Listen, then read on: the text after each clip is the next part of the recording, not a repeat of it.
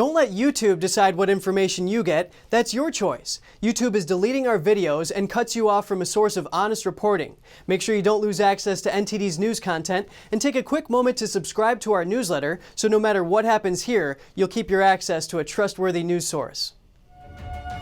A closed encrypted communications platform developed by the FBI led to a series of raids and arrests around the globe. Law enforcement officials say the operation, called Trojan Shield, gave an unprecedented blow to organized criminals. Through Operation Trojan Shield, the FBI and our international law enforcement partners from across the globe were able to turn the tables on criminal organizations and gain access to their communications in order to disrupt their criminal activity. More than 800 suspects were arrested and more than 32 tons of different drugs were seized, along with 250 guns, 55 luxury vehicles, and over $48 million in cash and cryptocurrencies. Over 100 threats to life were also mitigated. Law enforcement officials disclosed on Tuesday that the operation involved the FBI, Europol, and police in multiple nations.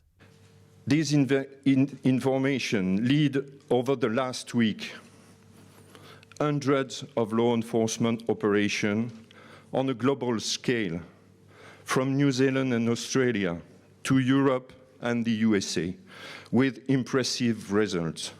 The idea of creating such an encryption platform originated from the FBI when they took down Canadian encrypted phone provider Phantom Secure, which provides such devices to facilitate criminal activities. The creation of our own encrypted platform, known commercially as ANOM, was set up as a new competitor device to provide an option to Phantom Secure users, Sky Global, and other criminal organizations looking for new encrypted devices.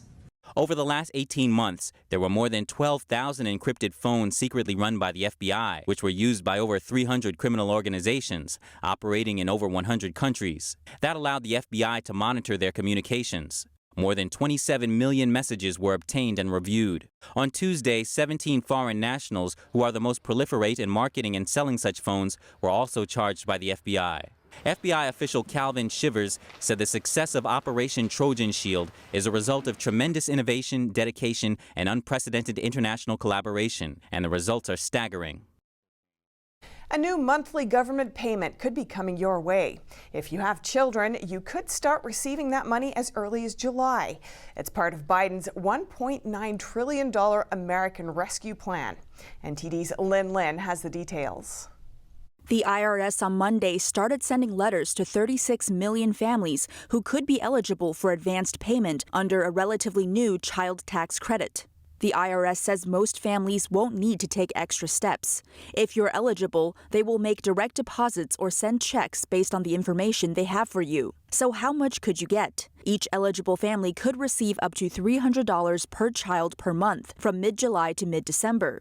The amount you'd get varies depending on your income and each child's age. Those who qualify earn less than $75,000 a year for individuals, $112,500 for the head of a household, and $150,000 for joint filers. Parents could receive up to $1,600 more per child per year than under the previous tax credit. The Tax Policy Center estimates more than 90% of families with children will get an average benefit of nearly $4,400.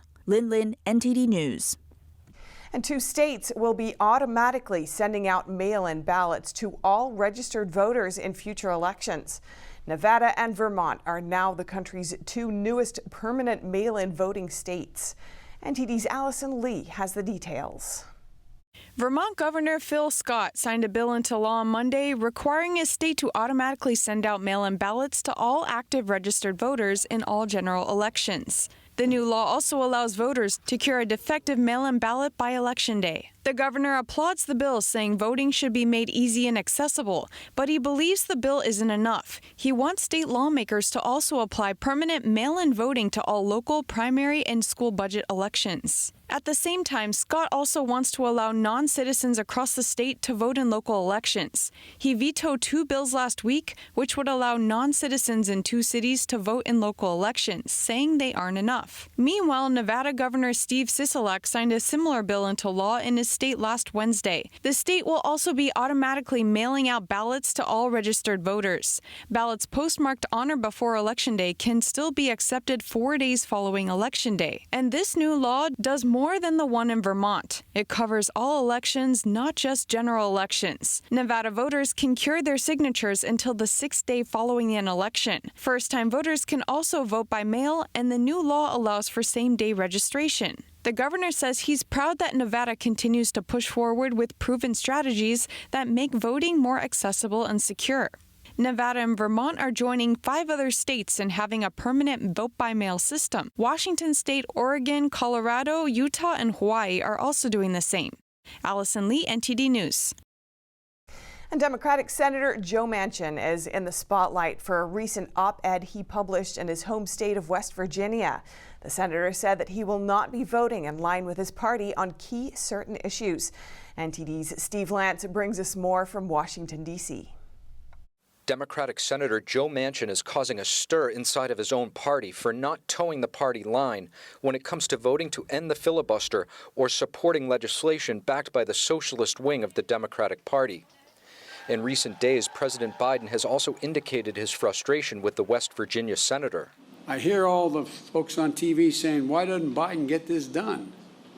Well, because Biden only has a majority of effectively 4 votes in the House and a tie in the Senate, with 2 members of the Senate who vote more with my Republican friends. Biden's frustration just a few days ago has now seemingly turned into a reality, with Senator Manchin penning an op-ed in a local West Virginia newspaper, the Charleston Gazette-Mail, where he says he will not be voting for the People Act.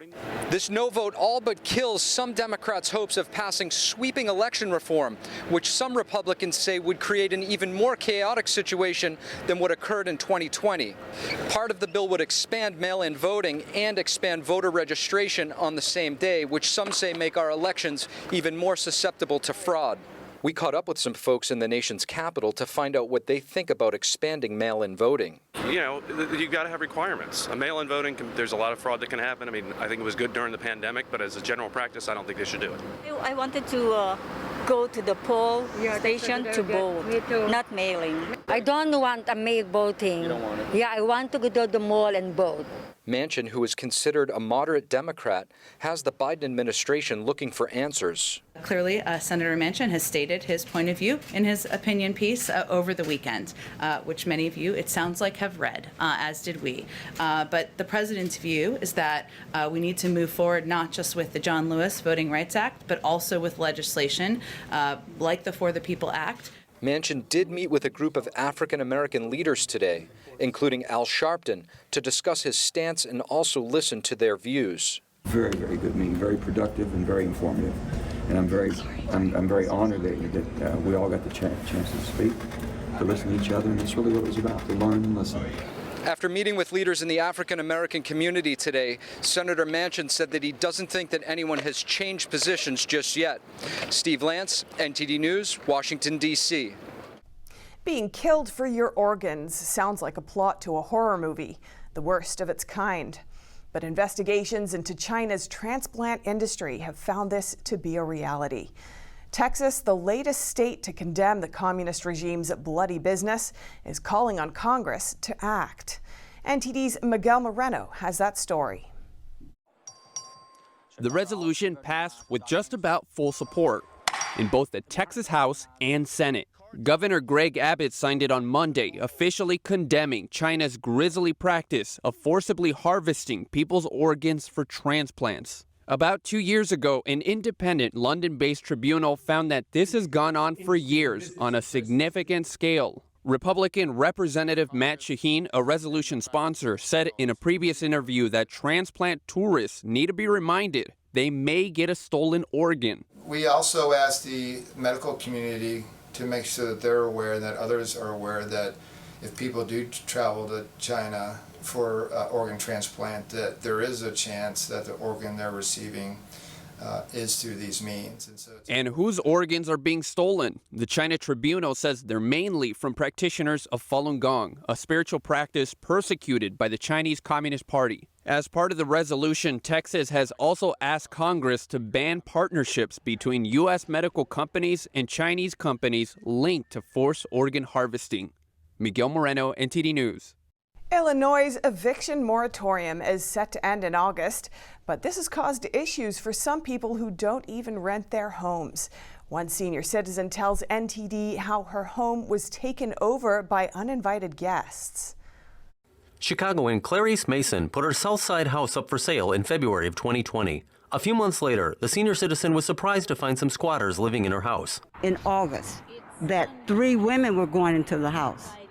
So I immediately called the police and had them to escort me to the house. And the police told her to show him her ID, which she did. And this is when I found her in court. He told me I had to go to civil court. I could not put her out. And so then after that, I started going to court. The house was newly renovated but left vacant. I spent over $40,000 in repairs for the house. I backsplash, new cabinets, new stove, stainless steel refrigerator, new flooring.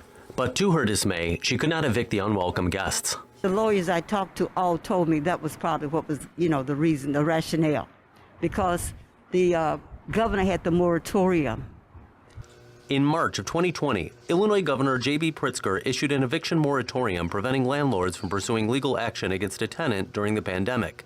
The moratorium protects tenants, lessees, and residents, which technically includes squatters. And these people knew that, but they're getting over. They're getting by because of this moratorium. 50 or 60 hours calling the utility companies, calling lawyers. It's very discouraging. I'm very discouraged. Mason says she has spent over $1,000 on legal advice and court fees. I am a retired educator. I'm on a fixed income, but I don't want to spend my money on this. Illinois' governor said the state's eviction moratorium will end in the coming months. We will work with our partners to bring an end to the eviction moratorium in August with a gradual phase out over the next few months. Mason is hopeful that come August, when the eviction moratorium expires, she will gain some recourse.